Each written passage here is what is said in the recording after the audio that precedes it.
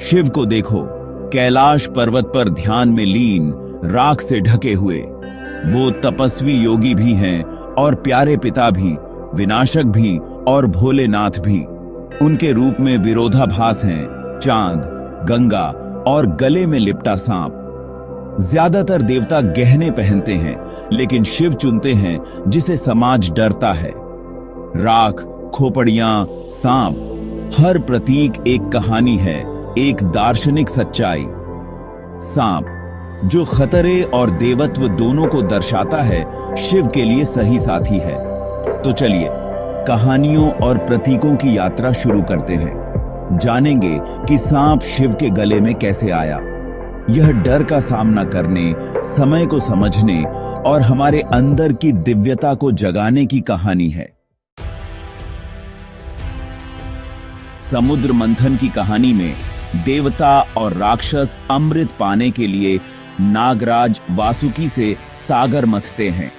मंथन के दौरान वासुकी ने घातक जहर हलाहल उगल दिया, जिससे सृष्टि संकट में आ गई। करुणा से प्रेरित होकर शिव ने जहर पी लिया और अपने गले में रोक लिया, जिससे उनका गला नीला हो गया, नीलकंठ। शिव का यह बलिदान दुनिया की नकारात्मकता को सोखने और उसे मोक्ष में बदलने का प्रतीक है। उनका गले में लिपटा सांप करुणा और आशा का प्रतीक बन जाता है। मंथन के बाद नागराज वासुकी कृतज्ञता से भर गए। उन्होंने शिव की करुणा को सीधे देखा था और हमेशा उनकी सेवा करना चाहते थे। वासुकी की भक्ति से प्रसन्न होकर शिव ने उन्हें धीरे से अपने गले में रख लिया, एक जंजीर की तरह नहीं, बल्कि एक सम्मान के रूप में। सांप दिव्य कृपा और भक्त और देवता के बीच के बंधन का प्रतीक बन गया। वासुकी की उपस्थिति दिखाती है कि सबसे खतरनाक ताकतें भी तब सौम्य हो सकती हैं जब उन्हें दिव्य के सामने समर्पित कर दिया जाए। अहंकार सांप की तरह नष्ट नहीं होता, बल्कि बदल जाता है। शिव की भय और मृत्यु पर महारथ शांत सांप में समाहित है। वासुकी को पहनकर शिव दिखाते हैं कि डर को गले लगाया जा सकता है और पार किया जा सकता है। सांप अब कोई खतरा नहीं, बल्कि एक रक्षक है। योगी के लिए यह परम अवस्था है, निर्भयता। वासुकी की कहानी समर्पण के माध्यम से परिवर्तन की है। हिंदू विचार में सांप खतरे के प्रतीक से कहीं ज्यादा है। यह रहस्यों का संरक्षक है, पुनर्जन्म और परिवर्तन का एक रूपक है। अपनी त्वचा को बदलने की उसकी क्षमता नवीनीकरण और जीवन और मृत्यु के चक्र को दर्शाती है। सांप इच्छा और सांसारिक लगाव को भी दर्शाता है, लेकिन शिव पर यह वश में है। शिव की महारत दुनिया को अस्वीकार करने में नहीं है, बल्कि उसके खिंचाव को पार करने में है। सांप का जहर मार भी सकता है और ठीक भी कर सकता है, ठीक वैसे ही जैसे शिव का विनाश ब्रह्मांडीय उपचार का एक रूप है। सांप सुरक्षा, परिवर्तन और वास्तविकता के विरोधाभास का प्रतीक है। सांप पहनकर शिव ब्रह्मांड और मानव मन का एक नक्शा पहनते हैं। यह डर से परे अस्तित्व की गहरी सच्चाइयों को देखने का निमंत्रण है। सांप का संबंध समय, काल और मृत्यु से गहरा है।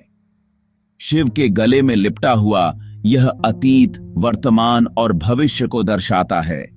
शिव महाकाल के रूप में समय और मृत्यु से परे हैं। शिव के शरीर पर सांप की शांति वश में किए गए मन का प्रतीक है, जो कभी बेचैन था अब शांति में है। शिव के लिए मृत्यु अंत नहीं है, बल्कि ब्रह्मांडीय चक्र का एक हिस्सा है। वह मृत्युंजय हैं, मृत्यु के विजेता। सांप हमें समय और भय को पार करने, भीतर शांति खोजने की सीख देता है। शिव सांप समय, मृत्यु, मन को अपने अस्तित्व में एकीकृत करते हैं। स्वतंत्रता पलायन नहीं है, बल्कि समझ और महारत है। सांप परिवर्तन की दुनिया है, शिव कालातीत वास्तविकता है। यौगिक परंपरा में सांप कुंडलिनी शक्ति है।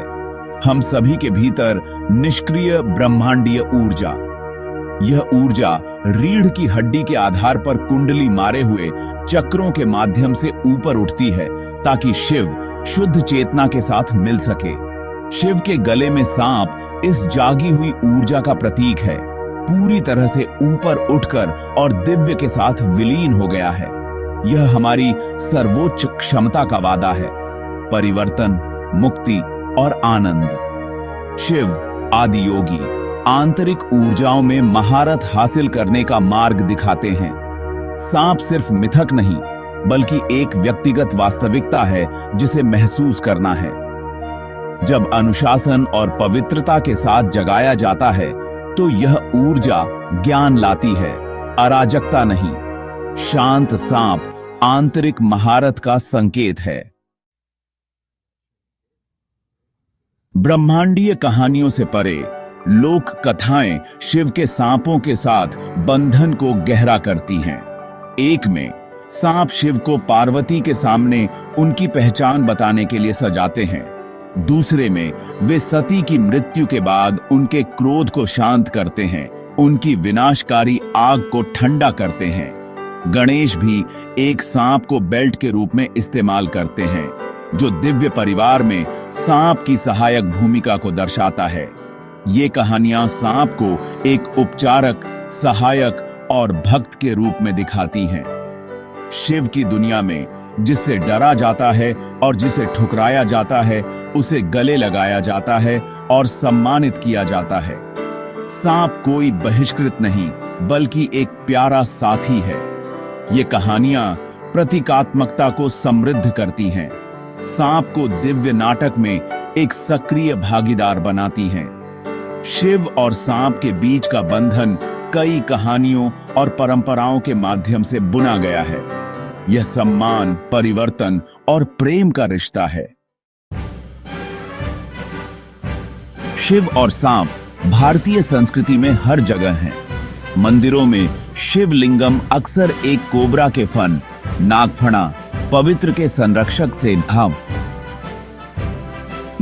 ढका होता है।